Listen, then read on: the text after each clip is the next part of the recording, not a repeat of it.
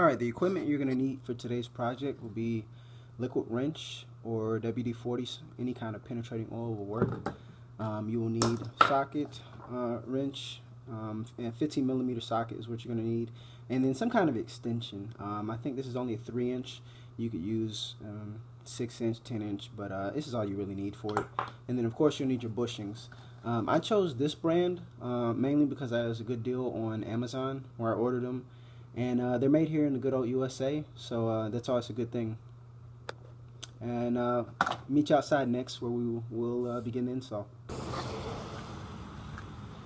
Alright, so today's video we're doing a TJ front sway bar bushing replacement. So it's a little rainy outside, so excuse the noise, I'm right near the road. Here you've got the bolts here for the sway bar bushing. So I actually had to remove, first of all, I had to remove this plastic cover here. So you take this thing off. It's only 4 little screws on each side, as you see here. Took those off, and then essentially you get to the sway bar, and it's brackets, one on each side here.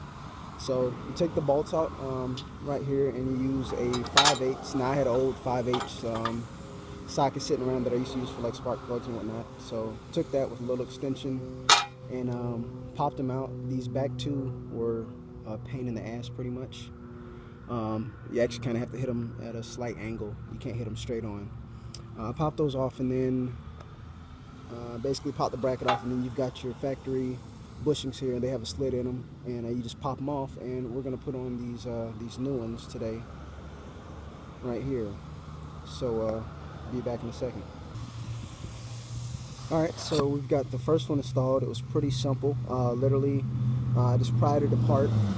It's got a slit in the same spot as this one.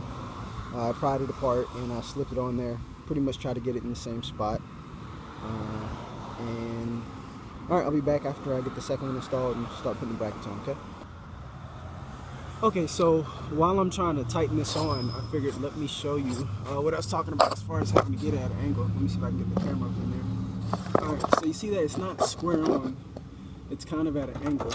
And the issue you have with that, let me try and back this off, is you got to be careful not to strip it, which I actually almost did.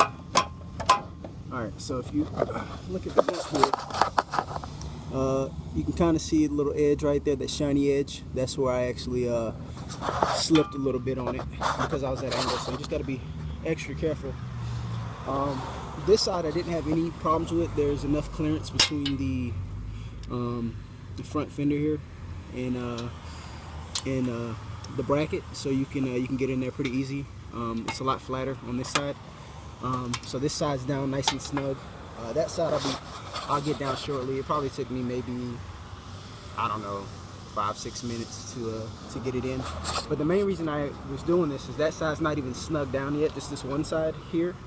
But if you notice, there's no slop. Like before, you could move the sway bar and you could pull it, and there was a lot of slop back and forth. As you can see, these are pretty much soft, and they're pretty worn. So what that was causing, I was getting a lot of vibration in the front end of the Jeep through the steering wheel, especially when you know, stopping from you know, at a stoplight when you first go and you're in first gear or whatnot. So this hopefully will alleviate that problem. Alright, so this concludes everything. We've got the bushings in both sides. This bolt right here on the passenger nearest to the vehicle is a pain in the ass. So yeah, just be wary of that one. 15 millimeters is the size here. I used a 5/8 socket, but you'll probably want to use 15 millimeter because that is the exact size on here.